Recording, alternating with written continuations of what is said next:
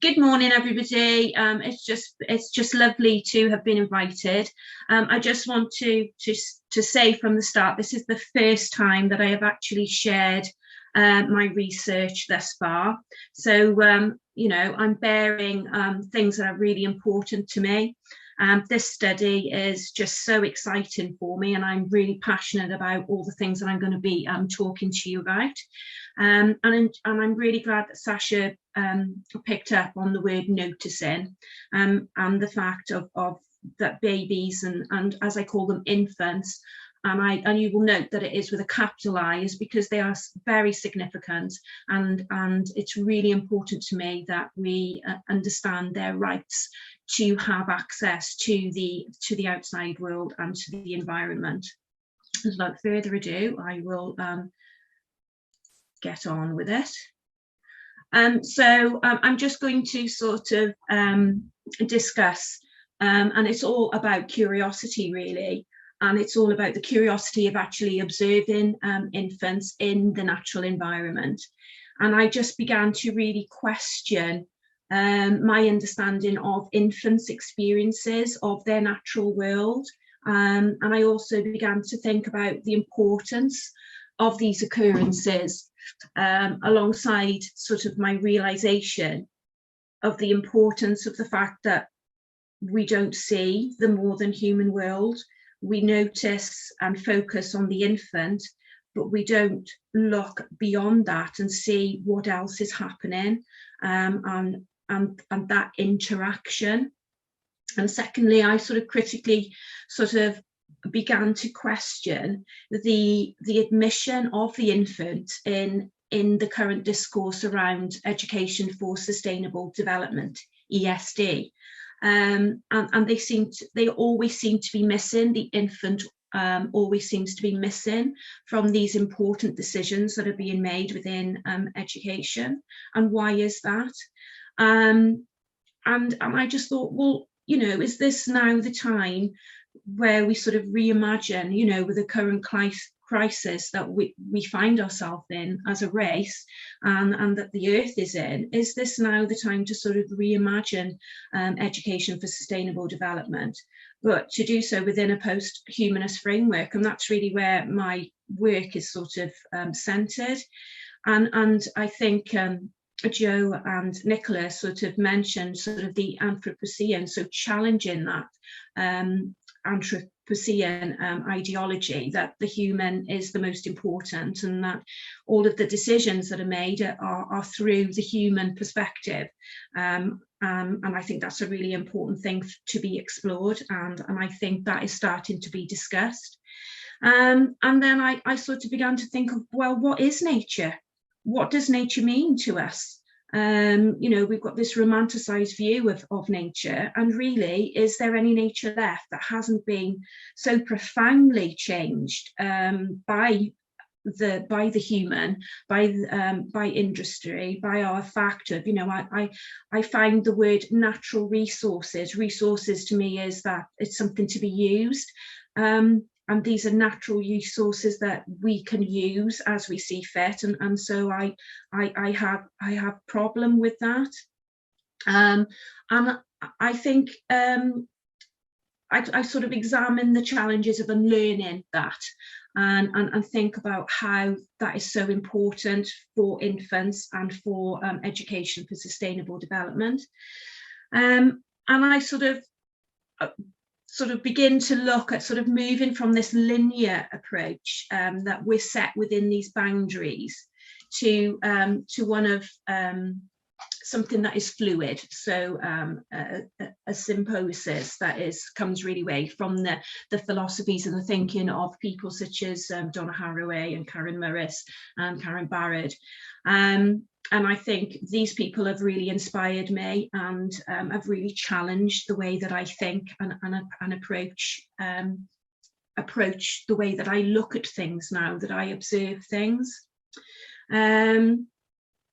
And I really like the term realism, which means that Morris has termed this coin, but it's about roots that flow out. And that sort of supports my thinking that we're not separate, that we're all interconnected, and that it places the infant alongside and within the more than human world.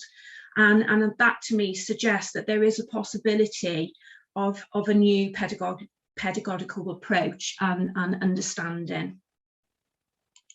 So where it all began, and this is a picture of my one of my little inspirations, Teddy, and it all began when he was 11 months old, and he was outside. We are very much an outdoor family, and he was really wanting to challenge himself in he was between crawling and walking, and he really wanted to, you know, try and stand and walk, and he was doing this on a very steep driveway, which is concrete. And he was I was just observing him, standing back, allowing him to experience this. And I noticed he was, you know, fumbling up to the top, and he'd crawl, and then he'd stand, and he'd go, and then all of a sudden he just stopped. He just stopped, and he sort of looked, and then he sort of just sat down in a hole, and I call it the dust hole.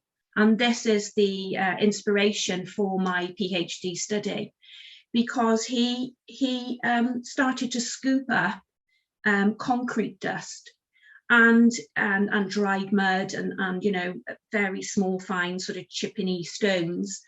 And in an arch-like movement, he started to allow it to sort of flow through his fingers.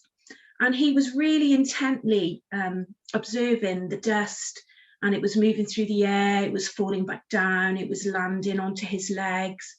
And he was repeating this motion. And at certain times, the breeze sort of, you know, fluctuated the dust and made different movement. And he was watching, he was following it, and it all became sort of all together. And I suddenly thought, my God, you know, it isn't just about Teddy, but it's about what is happening here. This dust, the wind, the hole, everything about it. It's all, you couldn't separate it. It's all part of it. It's all part of that interaction. And it was the situation of the event and how it happened. In fact, it was the whole occurrence. I'm getting really excited now because it is so exciting, and it really interested me, and it made me stop, and it made me think. And Deleuze sort of discusses this when he speaks about the importance of the circumstances that surround this singular experience, that it's the event in itself that's, you know, the entirety of the interest, and the focus should therefore not be entirely just upon the infant, but upon the whole scene, about everything.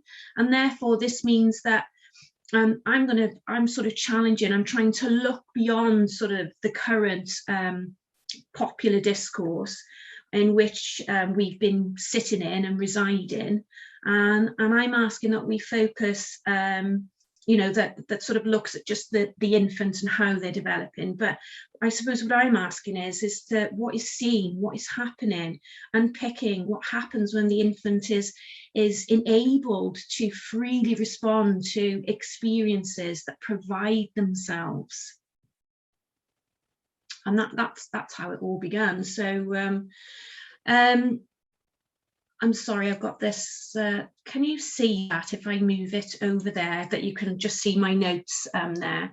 But so really, I'm sort of focusing on sort of a lot of it is buried and sort of into action.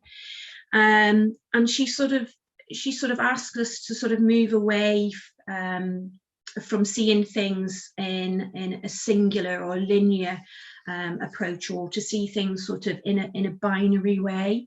And she asks us to, and she says that this is very much a westernized ontological thinking.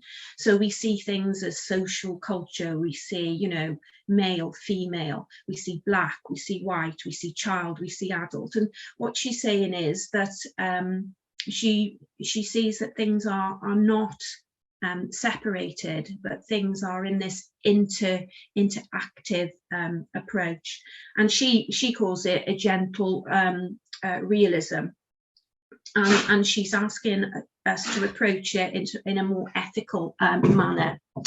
And she explains this as that the universe is sort of made of phenomena, and that these phenomena are ontological, so they're of being, a theory of being, and they're not separable. We can't separate these entities. They are interactive, intra-active agencies, and this concept really challenges that individualist approach to seeing separate or individual, and that they decide to act upon each other.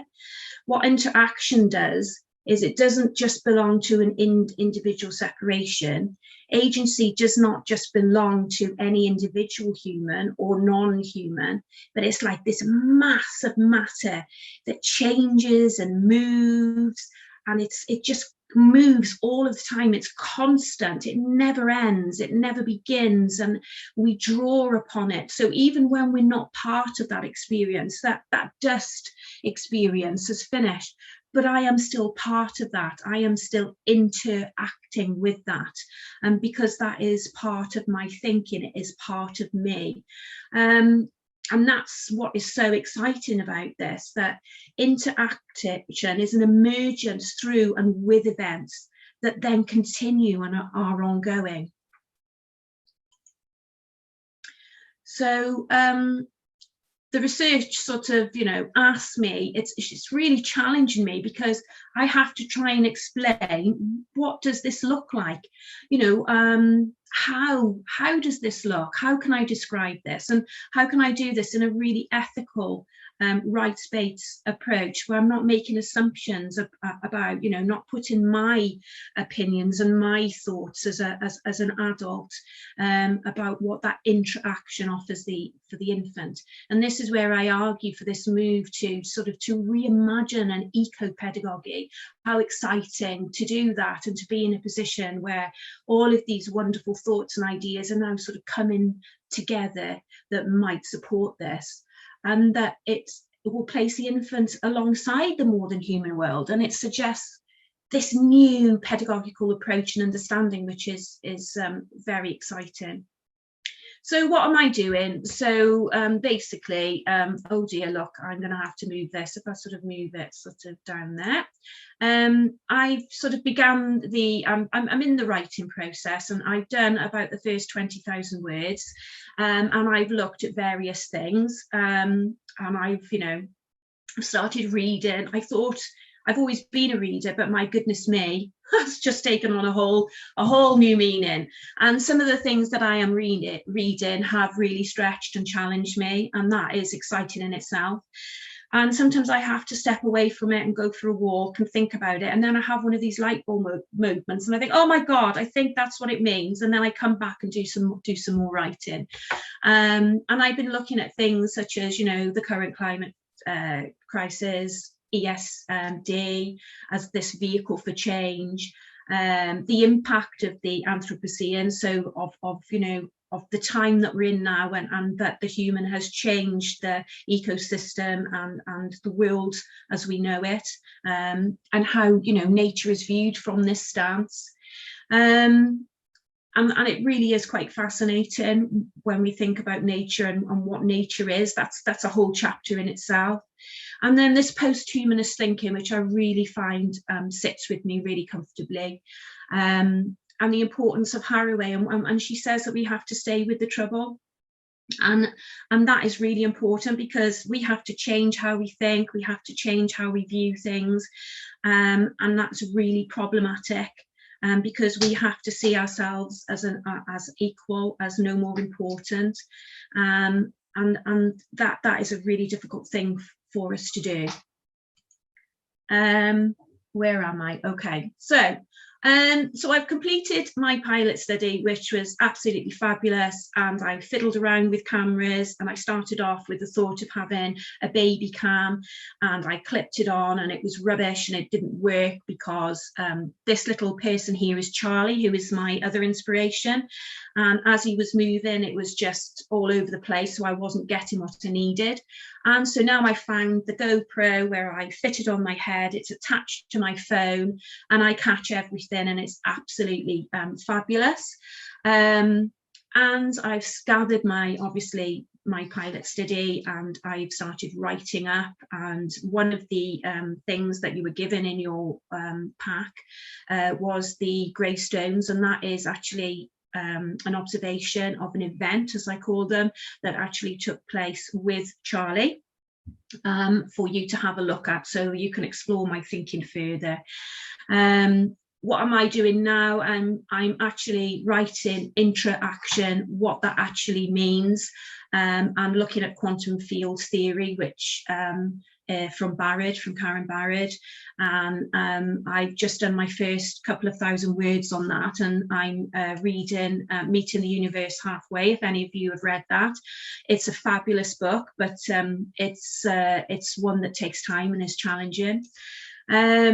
And I'm preparing, and I'm hoping that this summer I might actually be able to go out and actually complete my my final bit of observational research, which then will allow me to analyse the data and to write up further events. And that, I think, there's obviously some reading that you might find interesting. These are my references, and I think, yeah, and I just want to say grateful thanks to my two little inspirations, Teddy and Charlie, who have really challenged my thinking and have, you know, have made it possible for me to be doing and completing this really exciting study. And I really hope you've enjoyed it and that I've made some elements of sense. And thank you very much.